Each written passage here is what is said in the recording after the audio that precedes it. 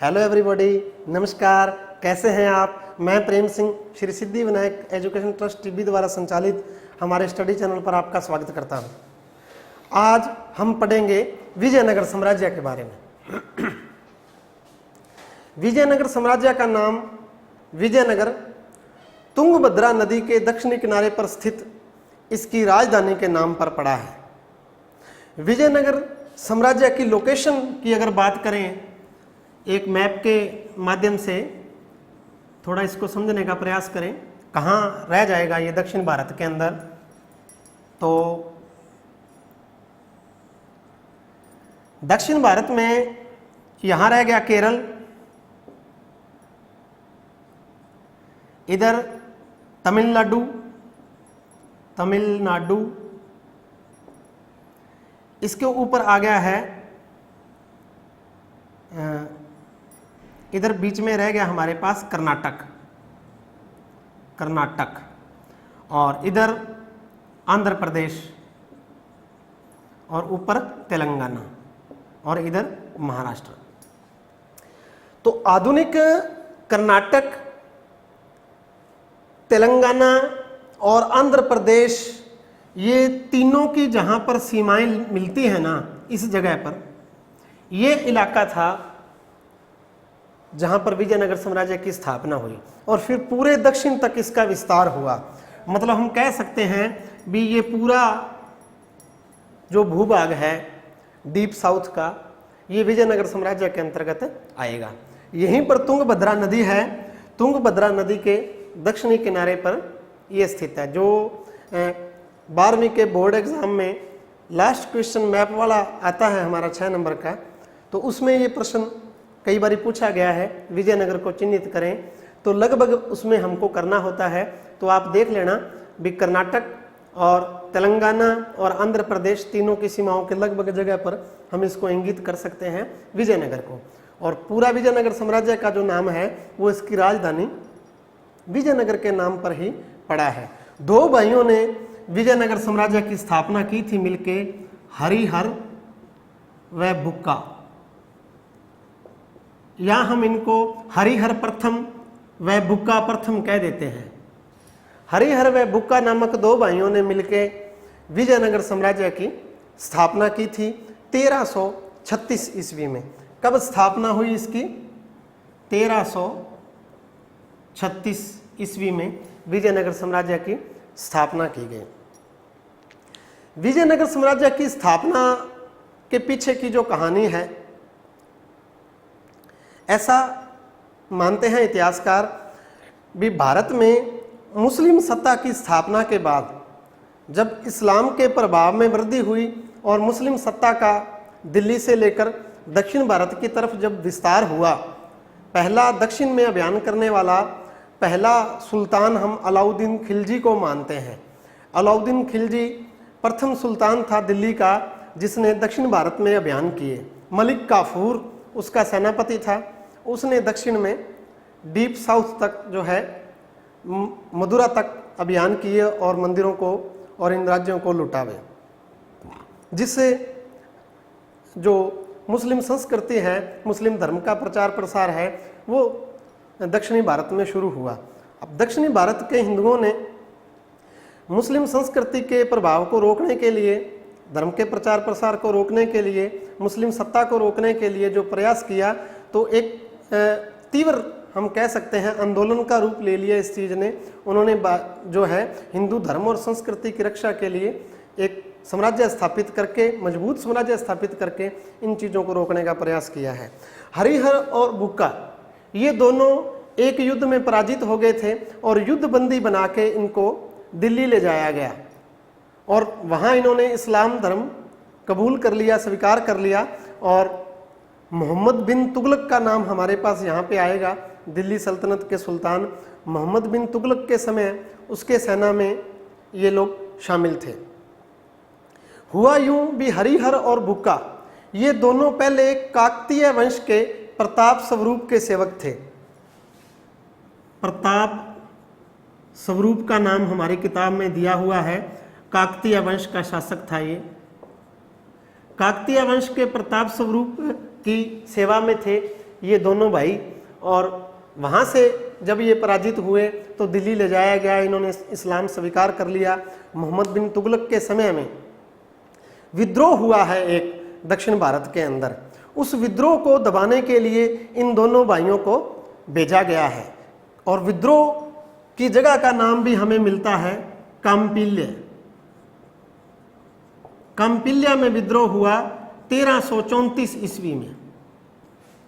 1334 ईस्वी में काम्पिल्य में जब विद्रोह हुआ तो हरिहर और बुक्का दोनों भाइयों को एक विशाल सेना के साथ मोहम्मद बिन तुगलक ने दिल्ली से काम्पिल्य की तरफ भेजा है, लेकिन दक्षिण भारत आके इन्होंने उस विद्रोह को दबाया और स्वयं सत्ता ग्रहण कर ली और खुद स्वतंत्र शासक बन गए। इनके गुरु थे विद्यारण्य। विद्यारण्य के प्रभाव में आके इन्होंने पुनः हिंदू धर्म ग्रहण किया और एक हिंदू साम्राज्य की स्थापना की। हम मध्यकाल में जो प्रथम हिंदू साम्राज्य मानते हैं विजयनगर साम्राज्य को, ये ध्यान देने वाली बात है।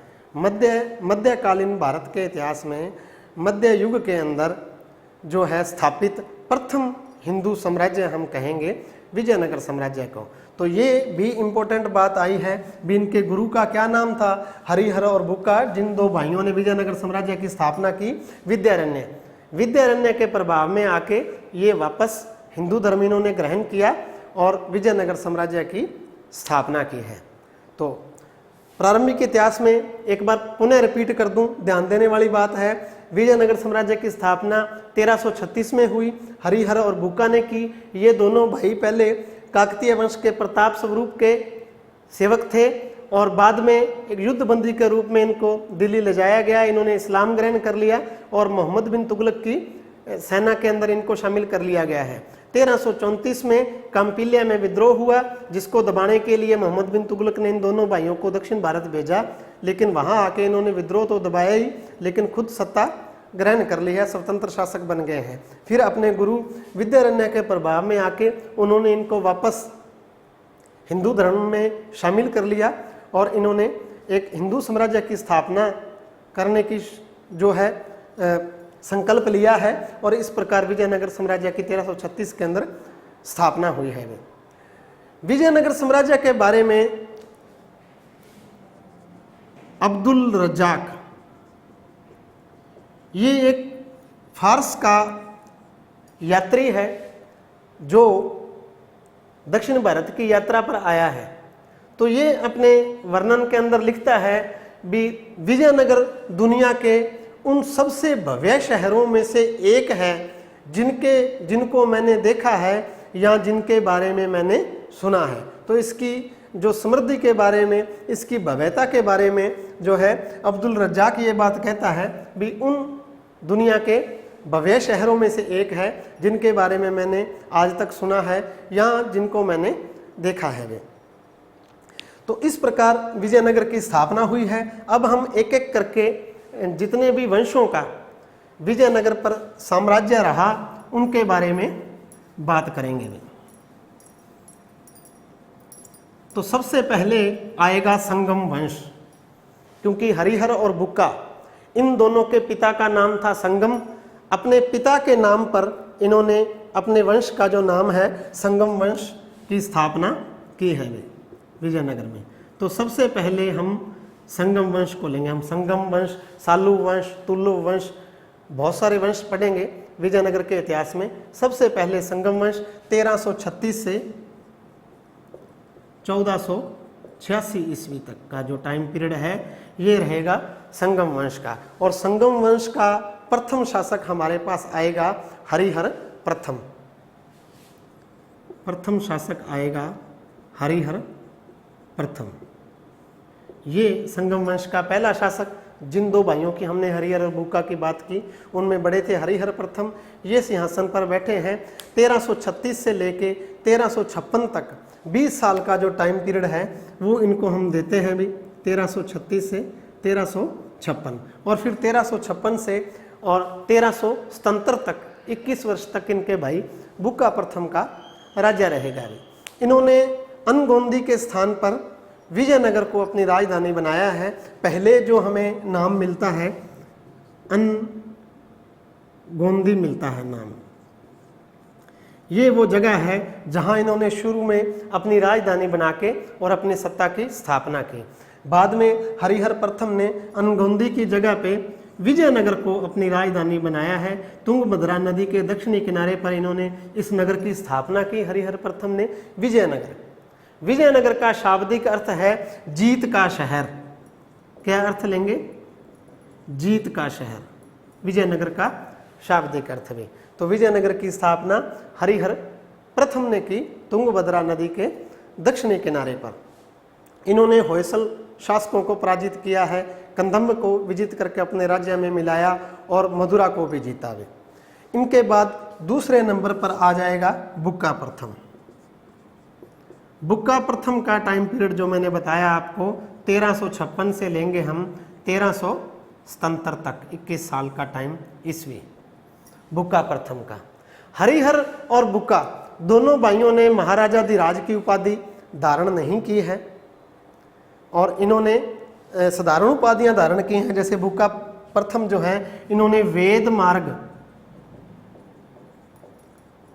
प्रतिष्ठापक की उपाधि धारण की है बुक्का प्रथम द्वारा। महाराजाधिराज की उपाधि जो है वो बुक्का प्रथम द्वारा धारण नहीं की गई है, वेद मार्ग प्रतिष्ठापक की उपाधि धारण की। इन्होंने पहली बार कृष्णा नदी को विजयनगर साम्राज्य और बहमनी साम्राज्य के बीच की सीमा निर्धारण किया है। जिस समय दक्षिणी भारत में विजयनगर साम्राज्य की स्थापना हुई, लगभग उसी समय ये जो दक्षिणापथ वाला इलाका रह जाता है, यहाँ पर बहमनी साम्राज्य की स्थापना हुई है। ऊपर बहमनी साम्राज्य की स्थापना हुई और नीचे ये दोनों साम्राज्यों की स्थापना जो है जिस समय हो रही है उस समय दिल्ली पर शासन है मोहम्मद बिन तुगलक का। और हम जब पढ़ोगे आप लोग भी इतिहास तो आपको पता चलेगा भी सल्तनत पीरियड के अंदर सबसे विशाल साम्राज्य मोहम्मद बिन तुगलक का था, जो बिल्कुल दक्षिणी भारत तक था। लेकिन इतने विशाल साम्राज्य पर ज़्यादा समय तक उसका नियंत्रण नहीं रहा और फिर सबसे ज़्यादा विद्रोह भी मोहम्मद बिन तुगलक के समय में ही हुए और उन्हीं के टाइम पीरियड में उनके साम्राज्य के अंगों से टूट के बंगाल स्वतंत्र हो गया है। दक्षिण में विजयनगर की स्थापना हो गई, धीरे धीरे ये शक्तिशाली होता जाएगा और यहाँ बहमनी साम्राज्य की स्थापना जो है महाराष्ट्र का जो इलाका है और ऊपर तेलंगाना का जो इलाका है, इस इलाके में बहमनी साम्राज्य की स्थापना हुई। इसका भी लगातार विस्तार हुआ और फिर दक्षिण में अपने अस्तित्व की लड़ाई इन दोनों के बीच शुरू हो गई। बहमनी साम्राज्य मुस्लिम साम्राज्य था, मुस्लिम सत्ता का प्रतीक था और वो इसका प्रचार प्रसार करना चाहते थे। और विजयनगर साम्राज्य जो है ये हिंदू साम्राज्य था और ये उत्तर की ओर आगे बढ़ना चाहते हैं, अपनी शक्ति को बढ़ाना चाहते हैं। तो दोनों के मध्य जो है शक्ति के लिए संघर्ष हम स्थापना से लेके ही शुरू हो गया है और जब तक विजयनगर साम्राज्य का अंत नहीं हो जाएगा तब तक लगातार जो है इन दोनों के बीच संघर्ष चलता रहेगा। जितने वंश हुए, जितने शासक हुए, सभी के बहमनी साम्राज्य के साथ लगातार युद्ध चलते रहते थे। कभी एक कभी दूसरा पराजित होता रहता था, बीच में कुछ टाइम के लिए कुछ संधि शांति होती थी, दोबारा से फिर युद्ध शुरू हो जाते थे भी। तो हरिहर के बाद दूसरा शासक बुक्का प्रथम लिया है।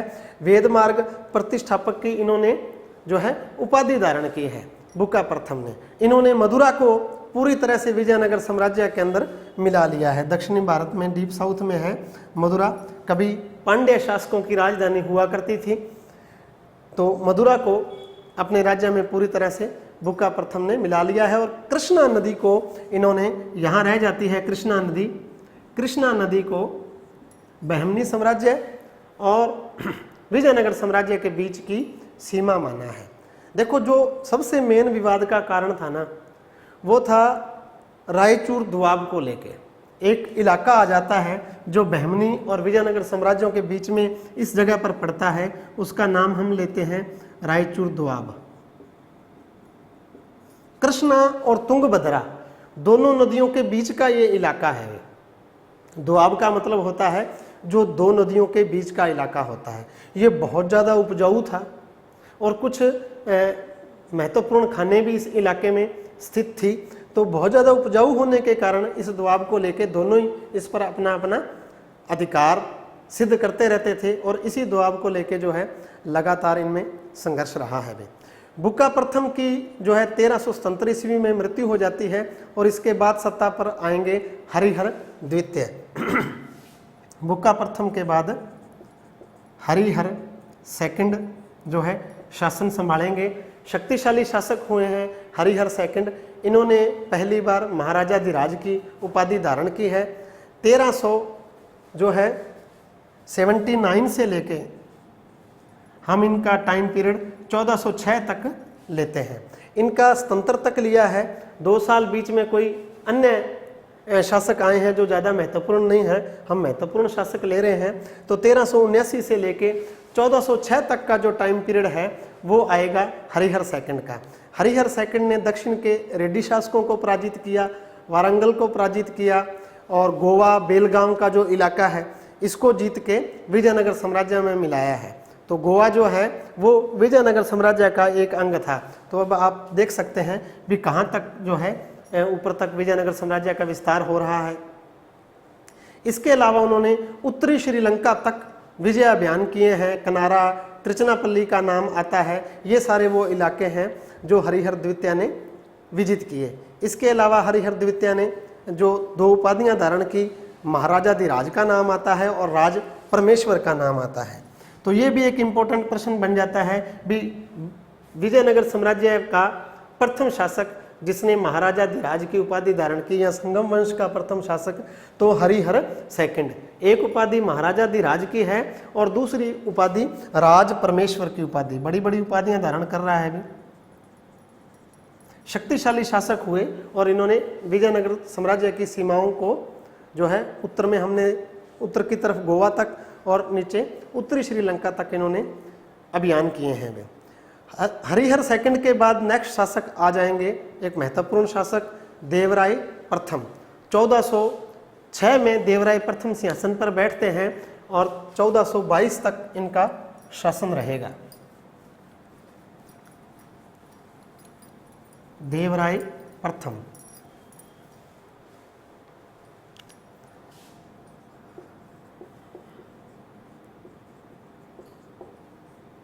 1406 से 1422 ईस्वी। देवराय प्रथम एक महत्वपूर्ण शासक हुए। इनके टाइम में इटली का यात्री निकालो कोंटी जो है वो दक्षिण भारत की यात्रा पर आया है। ये आपने जरूर याद रखना है। निकालो कोंटी करके नाम मिलता है हमें। और कहाँ का यात्री है? इटली का। इटली का यात्री निकालो कोंटी दक्षिण भारत की यात्रा पर आया है। इसने जो है विजयनगर साम्राज्य का बड़ा सुंदर वर्णन किया है। विशाल नगर के बारे में बताता है, इसकी आर्थिक समृद्धि के बारे में, सब बातों के बारे में बड़ा डिटेल से निकालो कोंटी ने क्या व्यापार वाणिज्य था, जिस प्रकार से सारी बातें निकालो कोंटी करता है। और यूरोप में जाके इन्होंने एक जो अपना यात्रा वृत्तांत लिखा उसमें दक्षिणी भारत का पूरा वर्णन निकालो कोंटी ने किया है। इसके अलावा तुंगभद्रा नदी पर एक बांध बनवाया है इन्होंने, ये आपने याद रखना है भी। तुंगभद्रा नदी के ऊपर बांध बनवाया है और उसमें से नहरें निकलवाई हैं सिंचाई के लिए देवराय प्रथम ने भी। ये 2 महत्वपूर्ण बातें देवराय प्रथम के बारे में आपने याद रखनी है। एक तो तुंगभद्रा नदी पर बांध बनवाया है, उसमें से नहरें निकलवाई, और एक जो इटली का यात्री है निकोलो कोंटी, वो इनके समय में विजयनगर साम्राज्य की यात्रा पर आया है। इसके बाद नेक्स्ट शासक जो है देवराय प्रथम के बाद है, हम नेक्स्ट वीडियो में पढ़ेंगे। अभी के लिए इतना ही। Thank you.